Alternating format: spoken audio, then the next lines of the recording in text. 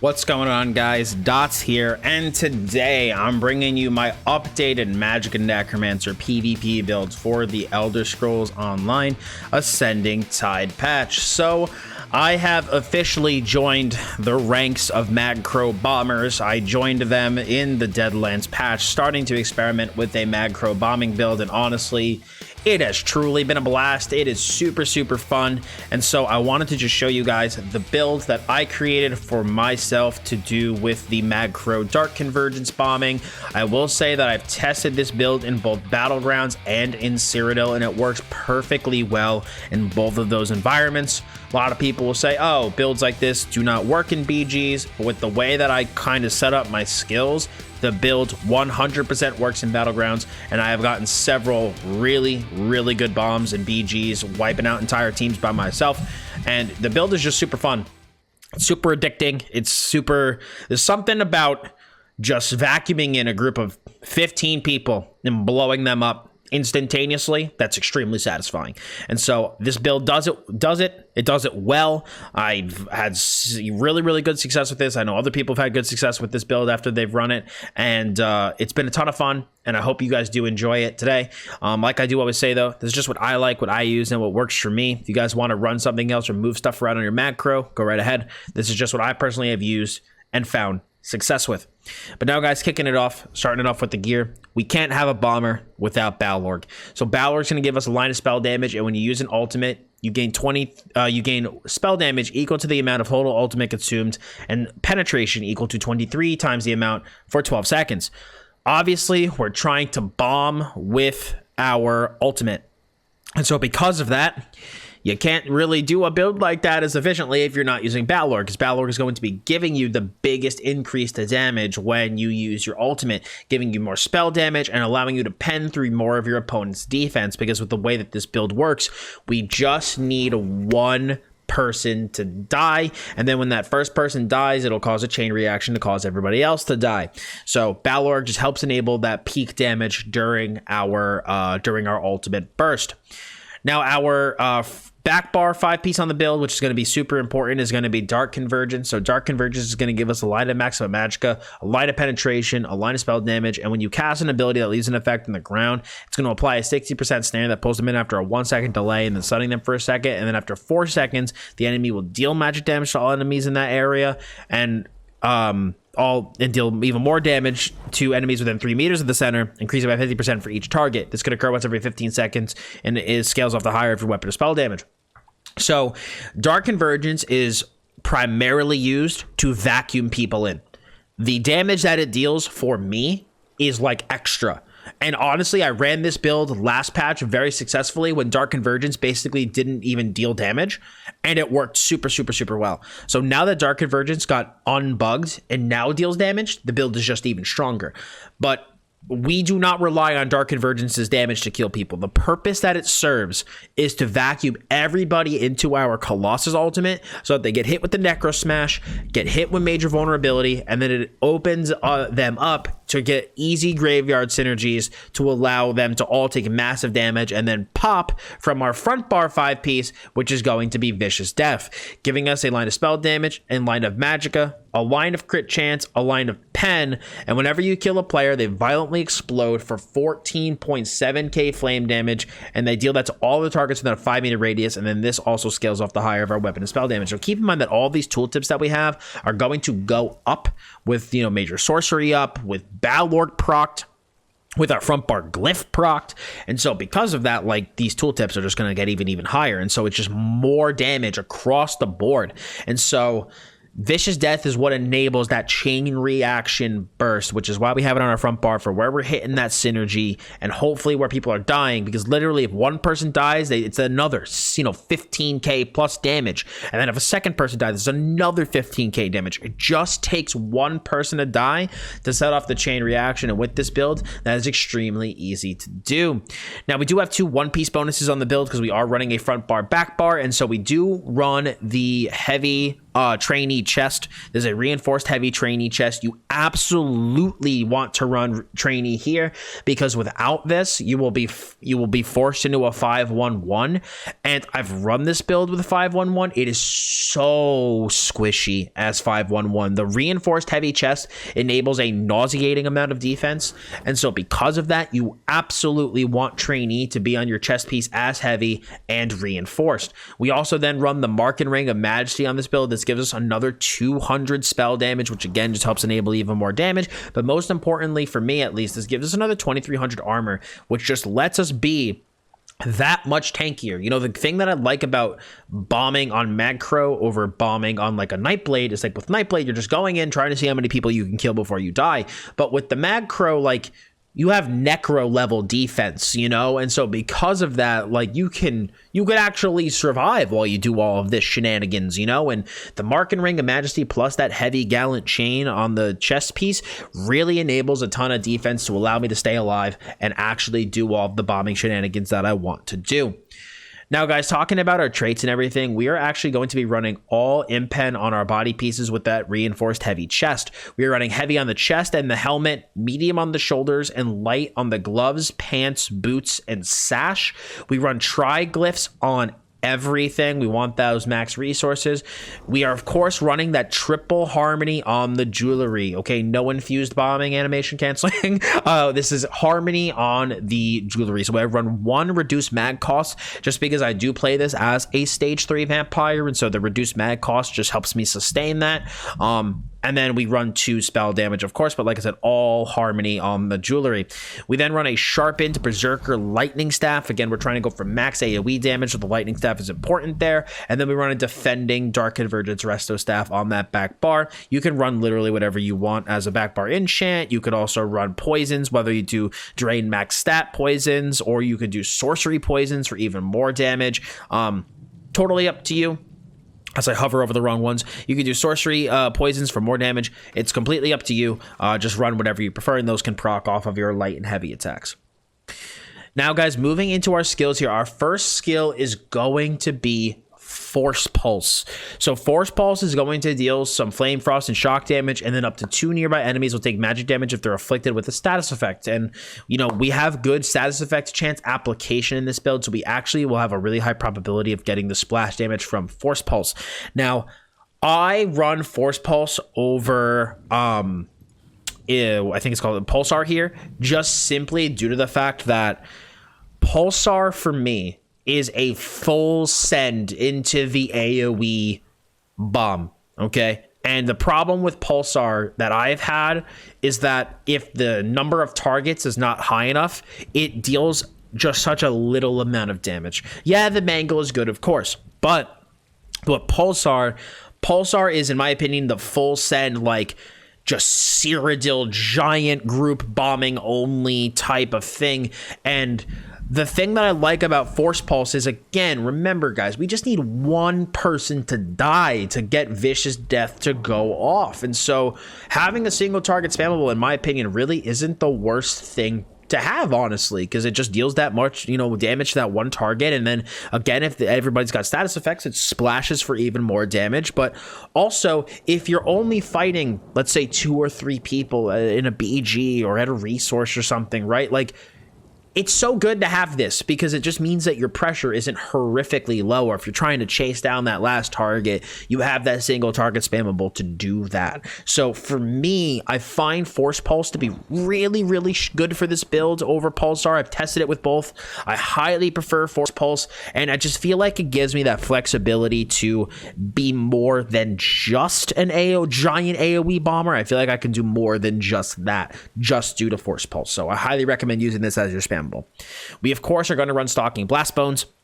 It's going to be a huge driver of our offense here. This is one of our, you know, biggest burst tools in the build. It's going to, you know, summon the skeleton that runs and deals flame damage, and then the longer it runs, the more damage it deals. So this is one part of our burst combo. So obviously that is why we run it on the front bar. I do run Necrotic Potency on this build, so we create quite a bit of corpses with this build, between killing people and then obviously just between the Blast Bones and our armor buff.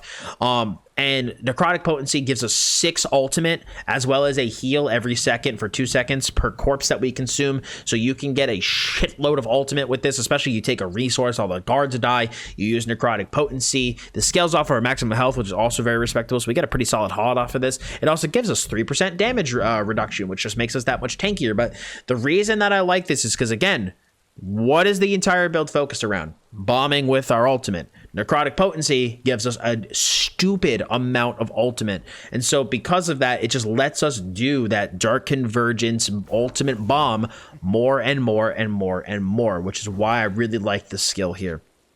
We also do run the Graveyard, obviously.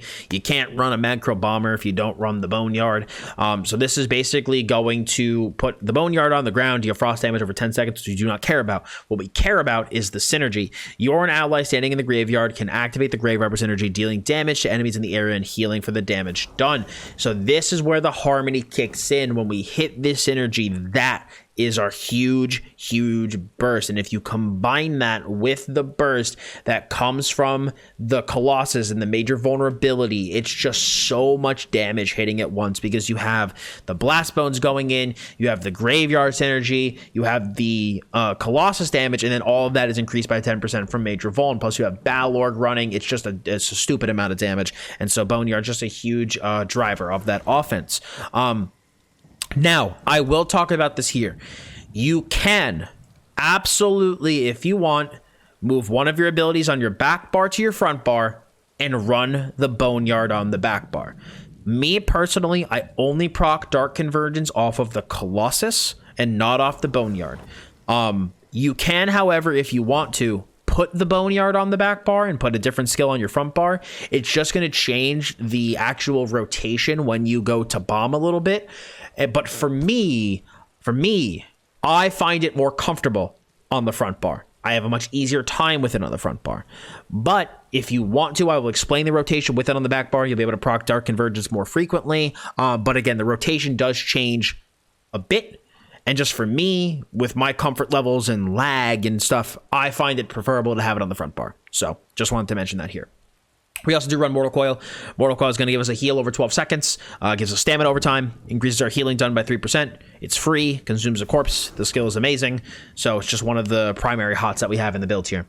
We also run Dawnbreaker Smiting. This is primarily here for just the increased spell damage on the front bar. You can, however, I have gone for a full bomb, kill a bunch of people in Necrotic Potency afterwards. 2 people survived, and then I just immediately Dawnbreaker them because of the ult gen in the build. So also good for that, but the main reason it is here is simply for the spell damage increase to the fighter's guild passives. Rapid Regen is going to be the build's primary hot along with Mortal Coil. This gives us a heal over 5 seconds. So between Rapid Regen and Mortal Coil, people are going to have a really tough time killing you, especially you also have Necrotic Potency running. It's just a shitload of healing. So people are going to really have a tough time kicking through all of that. On top of that, you also have Resistant Flesh. Resistant Flesh will give you a giant burst heal. It also gives you spell and physical damage, or excuse me, resistance equal to half the amount healed for 3 seconds. So basically when you heal with this, you become extremely tanky. It does give you minor defile, but we don't really care about that because as a Necromancer, you have Curative Curse. When you have a negative healing effect on you, or excuse me, when you have a negative effect on you, your healing does increase by 8%. And so this is reducing your healing by 8% to only be increased by 8%. So it's kind of like a wash. So Resistant Flesh is just an amazing heal. Big burst heal, gives you resistance, makes you tankier. Stupidly good. We run the Spirit Guardian on the back bar as well. This is going to give us a heal over time, as well as giving us 10% damage reduction. This is a free buffer of the Swift 5-piece on the Magicka Necromancer. It is super strong, and it makes you extremely tanky. And you have a hot from this, you have a hot from this, you have a hot from this, you have a hot from this. You also have a burst heal from Resistant Flesh. It's just the defensive package on the Necro is insane. And Spirit Guardian just helps make you really tanky by giving you a lot of damage reduction, as well as the hot, which of course helps. We also have Summoner's Armor. Summoner's Armor is going to be our major resolve buff, but it is also going to give us 15% cost reduction on our Mender, as well as our Blast Bones, just increasing our sustain. Now, even though I'm a stage 3 vampire, guys, I know this might surprise people because I'm a huge fan of Mistform. Even though I'm a stage 3 vampire on this build, which I will explain, we are a stage 3 vampire primarily for one passive, and that is going to be for On Death, which reduces our damage taken by up to 30% based on our missing health, making us significantly tankier. But I don't run Mistform. I run Race Against Time. Now, Race Against Time is really good for a couple of reasons. Obviously, number one, it gives our Snare and Root immunity. It gives us Major Expedition. It gives us Minor Force, which is going to increase our crit damage as well, which is super good for a build like this. The reason that I run Race Against Time instead of Elusive Mist is that Elusive Mist is solely a defensive form of movement speed. Race Against Time, however, can be used defensively to kite or offensively to go in. Okay, there are certain times where you summon the Blast Bones from really far away, okay, because you want to get that max damage. You then do the Colossus, you drop that down to vacuum people in. But the thing with the Boneyard is that the Boneyard needs to be summoned at your feet, okay, in order to get the synergy, right? If you summon the Boneyard really far away and then run into it, the synergy doesn't always proc. It did there, but it doesn't always proc. This is the Elder Scrolls Online. Things don't always work how they're supposed to, right? And so I have run into issues where I'll put the graveyard down, run into it, and nothing happens. It has happened before. And so what I like to do is if I need to get in there, you just Race Against Time in there, okay? Drop it down and then hit it. And then hit that synergy, okay? And then you also have the Minor Force running. It's just Race Against Time lets you get into those groups to deal your damage, and Mistform doesn't do that, okay? I can't get into the groups like that like I can with Rat, you know? Because I can Rat before my go, which lets me just get in there really, really, really easily. I can get into those groups. Because you can see, you're pretty quick. You're pretty quick with it up. So I really, really like it for that reason. Plus the shield from the Psijic passives is also really, really nice as well.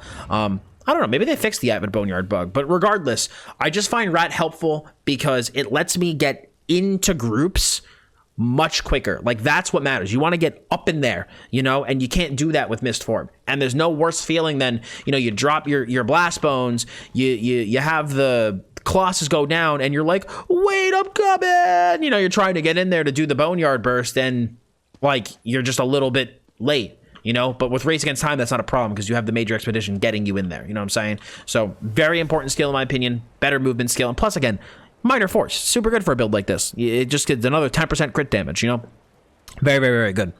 We also have the Pestilent Colossus is going to be our primary ult for the build. This is what we're going to be hitting 99.9% of the time. This deals a lot of damage, and then it also gives major vulnerability for any enemy hit for 12 seconds, increasing their damage taken by 10%, just allowing that full giant burst go to actually work. This is also the skill that procs our Dark Convergence on the back bar. So I'll explain the rotation and everything when we get to the rotation section, but this is going to be what procs our DC. Now, guys, in terms of stats here, we're running 31.8k maximum Magicka with 30.2k maximum health. We have 19.8k max stand with 1100 Magicka recovery. We have 3300 unbuffed spell damage with 10.6k penetration, 19.2k spell resistance, 14k physical on the front bar, going up to 22.5 and 17.3 on the back bar with 2073 critical resistance. We'll run the Atronach Mundus on this build because, again, we're a stage 3 vampire, so I need the sustain here. And so Atronach Mundus really helps with that. Again, I don't build this just full send damage. You blow your load, and then like now I can't fucking do anything like a lot of bombers do. Like, I make this that you can actually like play it like a regular character, but it also can bomb too. Like, this works in battlegrounds. Like, this build works in battlegrounds too, not just Cyrodiil. You know, it's a very versatile bombing build. And so the Atronach helps give us the recovery to be able to sustain the stage 3 vampire to make us that much tankier. And then we also do run the Bewitched Sugar Skulls as that tri-stat food. I also even run this build as a Breton. Breton just, again, helps me sustain that stage 3 vampire and just make me, it's just so much tankiness coming out of a passive, and Breton just helps enable that. In my opinion, it is by far the best race for the build. You could potentially run Imperial here, but I do think that the Breton is going to be way better, so I do recommend Breton for the build. In terms of our potion, we are running spell power pots, so this is going to give us our Magicka restoration, major intellect, and Magicka for Magicka recovery. It's going to give us major sorcery and prophecy, giving us increased crit and spell damage to allow us to maximize our burst. Now, going into our CP, guys, Our only defensive CP is Ironclad, which is going to be reducing our damage taken, direct damage taken, just because this is the most impactful CP, in my opinion, defensively. So this is the only one that we run. Most of the stuff that we are scared of is direct damage, so Ironclad covers us pretty wide. We have Fighting Finesse for increased critical damage and critical healing. We also have Biting Aura for increased AoE damage. Since our entire go is AoE, Biting Aura is going to be the most influential. And then we also have Master at Arms to increase our direct damage done. So that's, again, all of those same skills are going to be increased by Master at Arms as well. Defensively, we run Boundless Vitality, health meta, so we want 1400 maximum health. I also do run Sustained by Suffering for increased recovery while we're under the effect of a negative effect. Relentlessness for major protection after we're CC, just to kind of help make us a little bit beefier when we're stunned. And then Pain's Refuge for 2% damage reduction for every 2 negative effects on us, up to a maximum of 20%. And then obviously green CP is going to be personal. Now, guys, in terms of the rotation on this build, you obviously want to maintain on yourself the Spirit Guardian for tankiness and sustain, as well as Summoner's Armor. Now, past that, every other skill is going to be situational, okay? So the main rotation of the build, I'll just talk about some of the other stuff, right? So when you're, running around and stuff, right, you're in between your goes, Necrotic Potency, all the corpses that you can. This will give us as much ultimate as possible, give us big Battle Org, get us back to that Colossus really quick. And the downtime between Colossus with Necrotic Potency is actually pretty minimal, which is why I think the skill is so freaking good. So suck up as many corpses with this as you can. If you're brawling it out in the middle of combat, that's when you want to connect yourself to a corpse with Mortal Coil. This gives you a shitload of healing over time, as well as does restore some stamina, which is extremely helpful because it's our only form of stamina restoration. We also do have, rapid regen and resistant flesh for when things get, pretty desperate and you need a lot of healing. Just apply a rapid regen, hit resistant flesh once, and you're pretty much going to be good to go. Offensively, our goal is obviously going to be, outside of our ultimate go, you just want to do, light attack with force pulse, keep doing blast bones, light attack, force pulse, blast bones, just, keep the blast bones rolling with the light attacks and the force pulses, right? Our main go, the main bomb rotation, which is, I know you're like, Dottz, get to the point. So the main bomb rotation is going to be blast bones, bar swap, pestilent colossus for dark convergence, bar swap, Avid Boneyard, Synergy. That is the main rotation, then everybody's going to explode and they're going to die, okay? If you run the Graveyard on your back bar, it's going to be Blast Bones, Bar Swap, Pestilent Colossus, Boneyard on the back bar, Bar Swap, Synergy. You have to hit your synergy on your front bar because if you don't, Vicious Death will not be active. And just with lag and the way it works, like I found it to be a pain in the ass to try to bar swap in between placing the Boneyard down and hitting the synergy. That was just a personal thing for me, so I found it a lot more comfortable to hit the synergy on my front bar only. Also, again, I feel like the downtime between ultimates in this build is pretty minimal because of Necrotic Potency, so again, it's a personal thing for me to have the Boneyard on the front bar. I just find it way more comfortable to play, but if you want to, you can just like slap Summoner's Armor or something on the front bar and then just run Boneyard on the back bar. But again, I prefer the rotation with the Boneyard on the front bar. But that's the main bombing rotation. So like I said, one more time, it's just Blast Bones, Bar Swap, Colossus for DC, Bar Swap, Boneyard, Synergy. Everyone explodes. It's super fun. It's super addictive. And it's a very, very strong build. I love this setup. It's really, really fun. It's some of the most fun I've ever had on my Magicka Necromancer, and I hope you guys find the build just as enjoyable as me. So if you guys do like the build, and if you liked the build profile, I really would appreciate if you left a like on the video. It really helps me a lot in the YouTube algorithm. If you guys have any questions about the build, or if you just like the build, again, let me know down below. Also helps a lot with that algorithm, so really would mean a lot if you left a comment. And guys, for more ESO PvP builds, please hit that sub button as well as hit the bell to keep those notifications on for those more Ascending Tide PvP builds. That was totally a sentence. So thank you all so much for stopping by, guys. I appreciate it. As always, I'm Dottz Gaming, and I'll see you all in the next video.